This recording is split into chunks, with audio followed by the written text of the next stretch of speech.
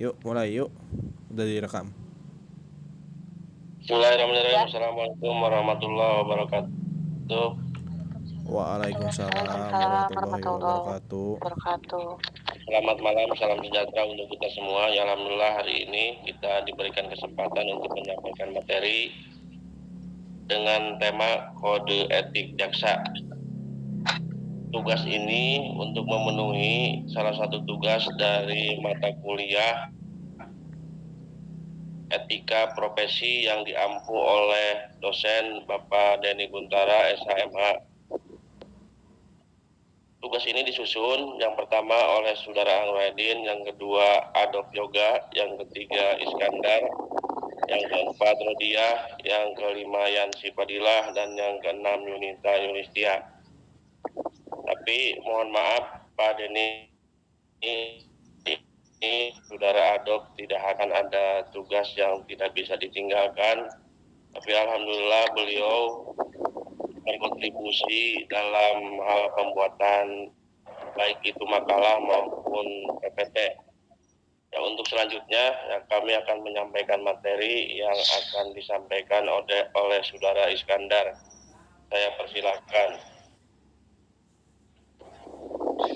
Baik, saya akan bacakan dari yang pertama, yaitu terkait profesi jaksa. Profesi jaksa sudah ada sejak sebelum Indonesia merdeka. Sebagai lembaga penegak hukum di lingkungan eksekutif, yang penting kejaksaan diharapkan muncul paradigma baru yang bercermin dalam sikap perasaan, sehingga jaksa memiliki jati diri dalam memenuhi profesionalitas sebagai wakil negara dan wakil negara dalam penegakan hukum.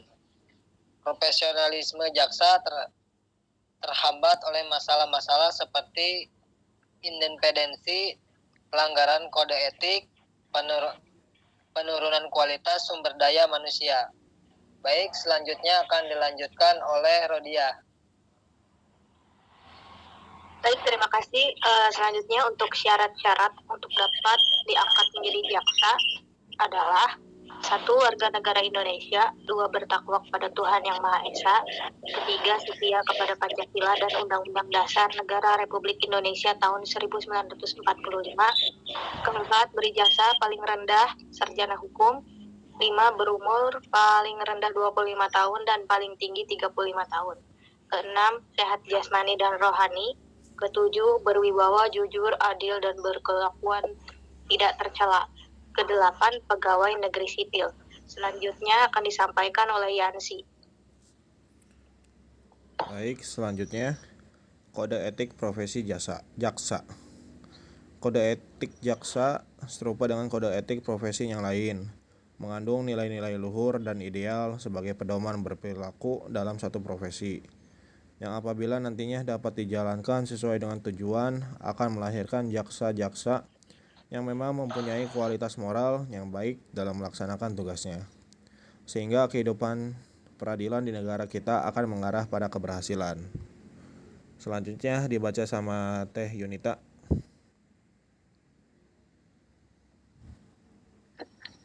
Dalam kode perilaku jaksa antara lain disebut kewajiban pada pasal 3. Yang pertama, mentaati kaidah hukum, peraturan perundang-undangan, dan peraturan kedinasan yang berlaku. Yang kedua, menghormati prinsip cepat, sederhana, biaya ringan sesuai dengan asas peradilan yang diatur dalam KUHP. Yang ketiga, berdasarkan pada keyakinan dan alat bukti yang sah untuk mencapai keadilan kebenaran. Yang keempat, bersikap mandiri, bebas dari pengaruh tekanan atau ancaman opini publik secara langsung atau tidak langsung. Yang kelima, bertindak secara objektif dan tidak memihak.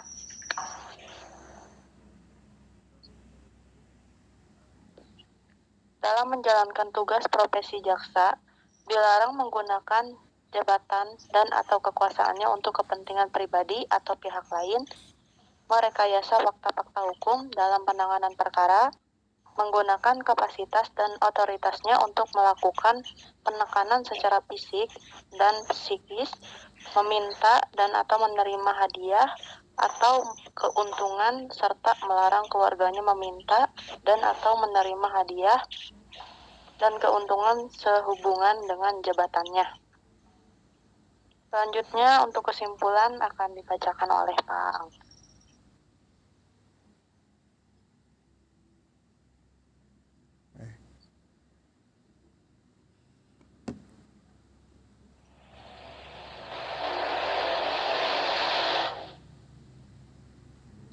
Kesimpulan, maka dapat kita simpulkan bahwa kode etik jaksa serupa dengan kode etik profesi yang lain, mengandung nilai-nilai luhur dan ideal sebagai pedoman perilaku dalam satu profesi, yang apabila nantinya dapat dijalankan sesuai dengan tujuan akan melahirkan jaksa-jaksa yang memang mempunyai kualitas moral yang baik dalam melaksanakan tugasnya, sehingga kehidupan peradilan di negara kita akan mengarah pada keberhasilan.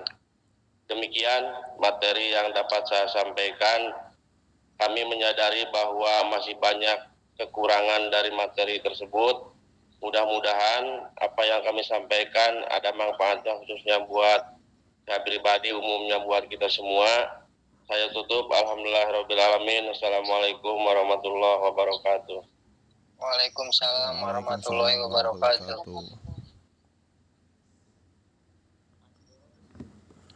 Bentar ya, jangan.